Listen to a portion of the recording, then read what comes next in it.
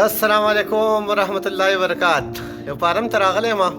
اکثر خلک دا خبره کوي وایي چې زمونږ چرګان، طوطیان، فینسي برډز دغه شانتې د هغې نه علاوه نورې څومره قسمه قسم مرغۍ خلکو ساتلې په کورونو کې، وایي چې دا انډې نه اچوي دغه شانتې دا کله ناکله تې یو مري، کله ناکله چې دا څه مسلې پکې وده نه کوي، غوښه نه کوي، دغه شانتې چې دا غټېږي نه او بالغیږي نه، داسې دا مسلې دي. نو دې ټولو مسلو حل او نچوړ دا د یوې دوایي په تور باندې مونږ پیدا کړی دی چې هغې ته وایي ویټا پلس.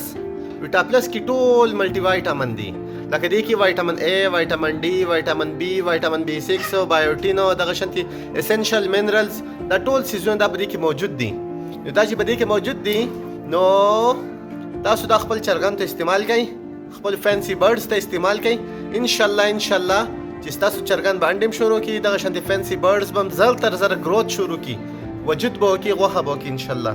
زه د هغې دوایي نمونه د ویډیو سره لګوم او دا چې دی انشاءالله تعالی احمد ویټنري کلینک رباط کې د دې سره علاوه زلدیر، باجوړ، سوات نږدې نږدې علاقو ټولو کې به انشاءالله تعالی دا اویلیبل وي.